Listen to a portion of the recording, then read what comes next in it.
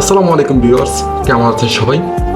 তো আজকের একটি মর্মান্তিক ঘটনা নিয়ে চলে আসলাম আপনাদের মাঝে।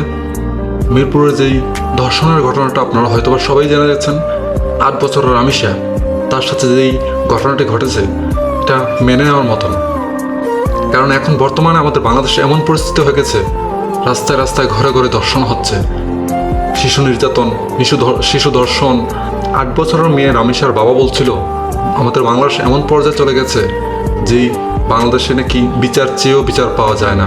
তাহলে আমরা কার কাছে বিচার দেব, কার কাছ থেকে বিচার নেব? তার বাবা কি বলছে চলুন আমরা একটু দেখে আসি। বিচার আপনারা করতে পারবেন না, আপনাদের এই ধরনের কোনো রেকর্ড নাই। আমি বিচার চাই না, কারণ আপনারা বিচার করতে পারবেন না। আপনাদের বিচার করার কোনো রেকর্ড নেই। গণমাধ্যম কর্মীদের সামনে মেয়ে রামিসা আক্তারের হত্যার বিচারের আক্ষেপ নিয়ে এসব কথা বলছিলেন অসহায় বাবা আব্দুল হান্নান মোল্লা। তিনি বলেন, আপনারা বিচার করতে পারবেন না, আমার মেয়েও আর ফিরে আসবে না। আপনাদের বিচারের কোনো উদাহরণ নেই।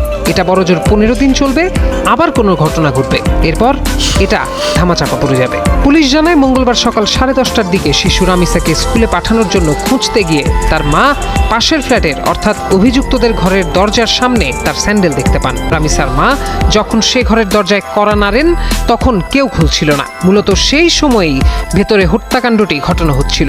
মূল আসামি সোহেল রানা যেন পালাতে পারেন সেই সুযোগ করে দিতে স্ত্রী স্বপ্না দীর্ঘক্ষণ দরজা বন্ধ রাখেন। পরে এলাকাবাসীর সহায়তায় পুলিশ দরজা ভেঙে ভেতরে ঢুকে ওই ঘর থেকে রামিসার মরদেহ উদ্ধার করে। রামিসার শরীর থেকে মাথা আলাদা করে ফেলা হয়েছিল, এমনকি আলাদা করা হয়েছে দুটি হাত।